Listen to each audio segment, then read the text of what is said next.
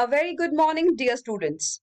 I'm Bharti Kathuria Sehgal from the SD Vidya School, Ambala Cant. We are continuing the chapter Chemical Control and Integration, chapter number 22. Today, we are going to the last topic of this chapter, Mechanism of Hormone Action. So, let's start.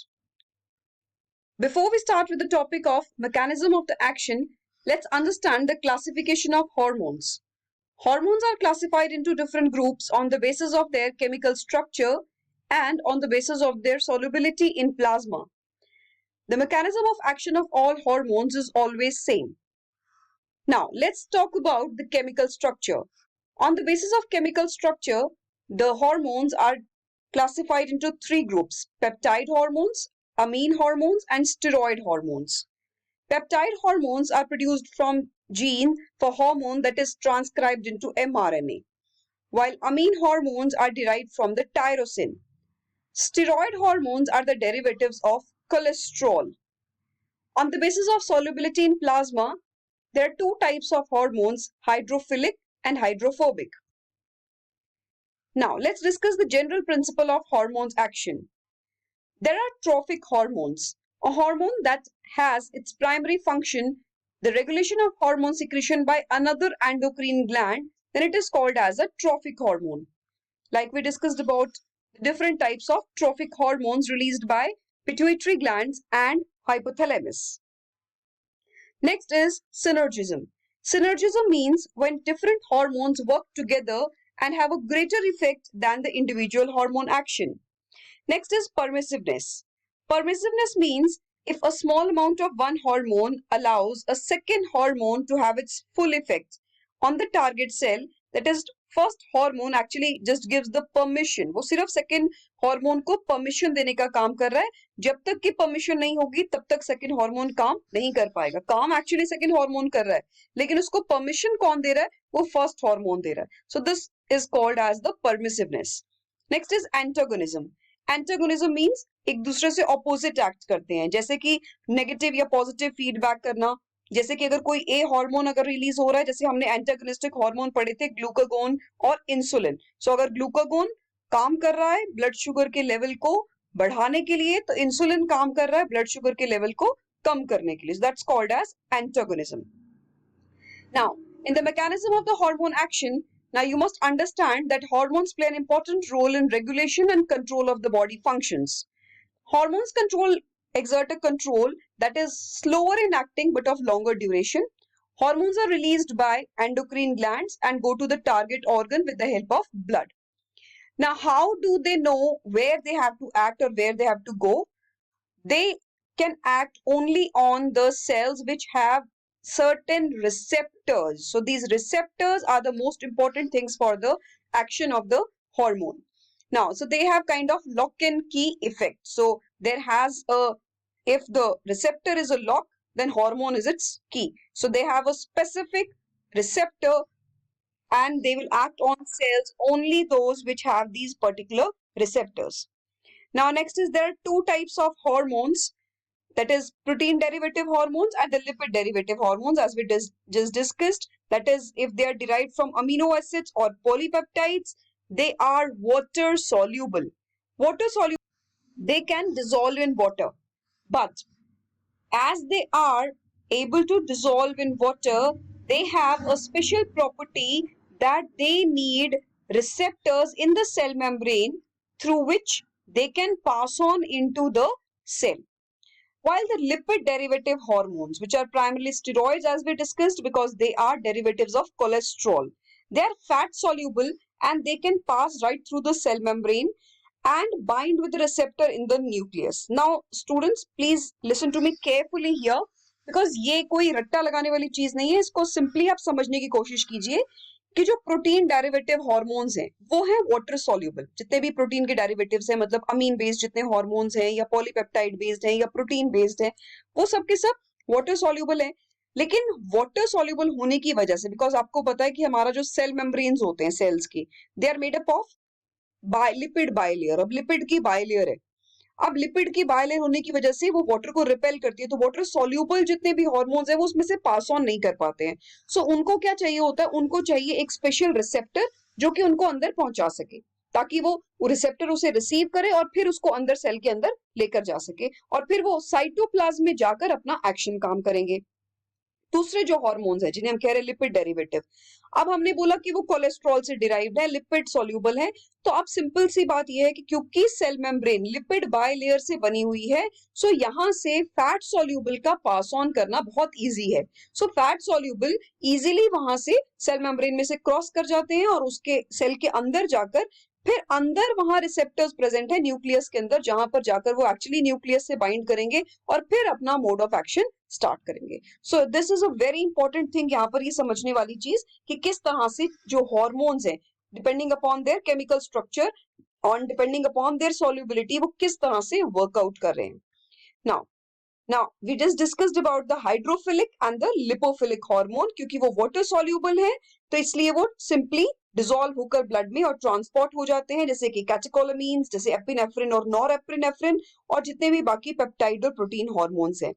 जितने lipophilic hormones हैं वो poorly soluble हैं water में, तो blood में नहीं dissolve होते। जैसे मैंने बताया उनके लिए क्या चाहिए, प्लाज्मा प्रोटीन चाहिए जिसे वो बाइंड करते हैं and then they can enter inside the then they can enter.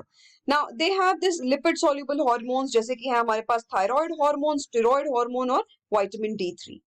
Next, the response depends, अब जितना भी response जो mechanism of action हम पढ़ रहे हैं तो उसके अंदर response generate होगा obviously। जब हार्मोन काम करेगा तो कुछ physiological changes या कुछ changes cause करेगा और वो responses किस पर depend करेंगे, वो depend करेंगे हार्मोन पर और टारगेट सेल पर, किस चीज पर वो टारगेट कर रहा है। लिपिड सॉल्यूबल जो हार्मोन्स होंगे वो बाइंड करेंगे receptors inside the target cell, जबकि वाटर सॉल्यूबल बाइंड करेंगे receptors on the plasma membrane.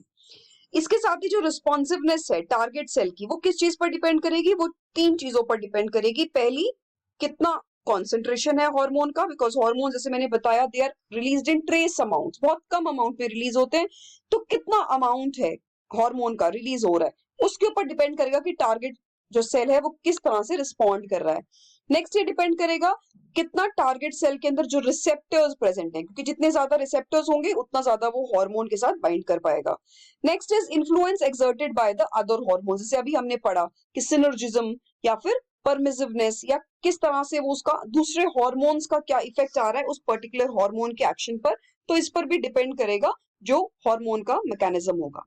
चलिए तो सबसे पहले हम डिस्कस करते हैं, जो हम बात कर रहे थे वाटर सॉल्यूबल हार्मोन की, हमने बात किया था कि वाटर सॉल्यूबल हार्मोन हमेशा क्या करेंगे, they will have receptors in the cell membrane. तो ये सेल मेम्ब्रेन में यहाँ पर रिसेप्टर प्रेजेंट है और इसी रिसेप्टर से वो बाइंड कर रहा है और यहाँ से जनरेट कर रहा है वो एक सेकेंडरी मैसेंजर जैसे कि CAMP।